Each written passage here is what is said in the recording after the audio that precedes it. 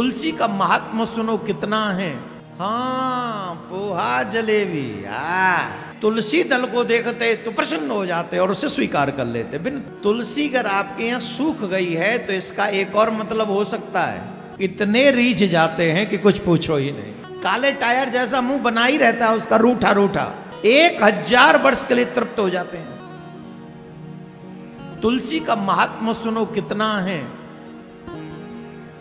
आप अपने घर में विराजमान ठाकुर जी को 56 भोग लगाओ, रबड़ी लगाओ। यहाँ भोपाल में कौन सी चीज फेमस है खाने की? कुछ है कि सब खा लेते हो? अच्छा बताओ ना क्या फेमस है यहाँ है? थोड़ा थोड़ा धीरे। क्या? हाँ पोहा जलेबी। हम क्या करें, हमको तो मना कर रखा है, मीठा नहीं खाना है, चावल नहीं खाना है। फिर भी एक दिन उनको बिना बताए ट्राई कर लेंगे, क्या फर्क पड़ता है। हाँ अच्छा आ रहा है, बहुत अच्छा है। का पोहा जलेबी आप एक प्रकार के नहीं, पोहा भी तो अलग अलग डिफरेंट टाइप है, जलेबी तो एक ही टाइप की होती है, मीठा करने पड़ेगी। लेकिन पोहे में चेंजेस कर सकते, किसी में मटर, किसी में पनीर, किसी में आलू, है ना? हो सकता है ना? हो सकता है कि नहीं? देखा, मुझे भी आइडिया लग गया। तो अनेक प्रकार के पोहा बनाओ, ठाकुर जी के आगे रख दो, जलेबी रख दो, दूध रख दो, रबड़ी रख दो, रसगुल्ला रख दो, जो मन आए सो रख दो। ठाकुर जी उनकी तरफ देखेगा भी नहीं। बोले कब तक नहीं देखेंगे ठाकुर जी? बोले तब तक नहीं देखेंगे जब तक एक तुलसी दल उनका स्पर्श न कर ले।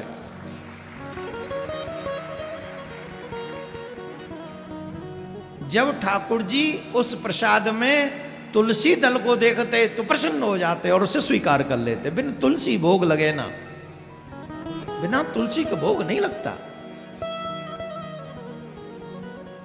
बोलो सही है कि गलत है? बोलो सही है गलत है? एक और बात बता दें हम आपको, बहुत से लोग पूछते हैं जो तुलसी सूख जाए घर में तो क्या करना चाहिए, बताएं कि नहीं? कई बार ऐसा होता है घर में तुलसी सूख जाती है तो कई लोग तो समझते हैं अशुभ हो गया, तुलसी सूख गई मतलब अब तो गई, अब तो लक्ष्मी आएगी नहीं हमारे जहां। अरे क्या बात कर, तुलसी अगर आपके यहां सूख गई है तो इसका एक और मतलब हो सकता है कि ठाकुर जी उसी तुलसी महारानी को कुछ और सेवा में आपके द्वारा प्रयोग करवाना चाहते हैं।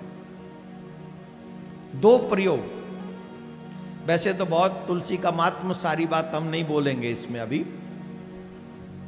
2 चीजें बताएंगे।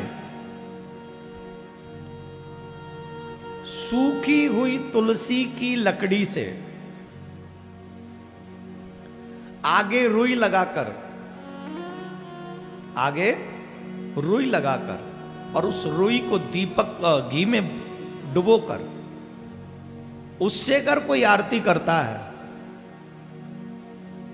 तो सरकार इतने रीझ जाते उसके ऊपर, इतने रीझ जाते हैं कि कुछ पूछो ही नहीं।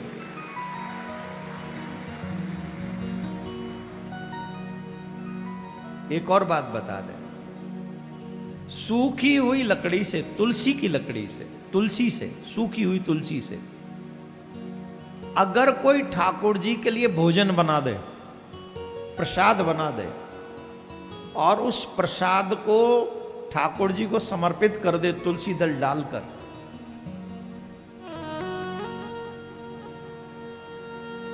मेरे सरकार 1000 वर्ष के लिए तृप्त हो जाते उससे, 1000 वर्ष के लिए। बोलो किस किस को मालूम था ये? नहीं मालूम था ना? इसलिए ज्ञान अर्जित करने के लिए कथा में जाते रहो। न जाने कौन से दिन की कथा तुम्हें क्या दे दे। अब 1000 वर्ष तक तुम पूरे जीवन भर अपने पति को भोजन खिलाती रहो, है मजाला कभी खुश हो जाए। काले टायर जैसा मुंह बना ही रहता है उसका, रूठा रूठा।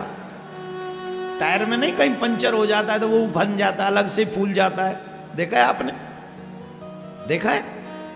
अलग से निकल जाए, वैसे ही फूला रहेगा, कितना भी स्वादिष्ट भोजन कराओ, कभी नहीं ढंग से चलता है। सच्ची बता रहे हैं हम तुमको। लेकिन ठाकुर जी को एक बार कोई उस सूखी तुलसी से प्रसाद बनाकर उनको भोग लगा दे, 1000 वर्ष के लिए तृप्त हो जाते हैं।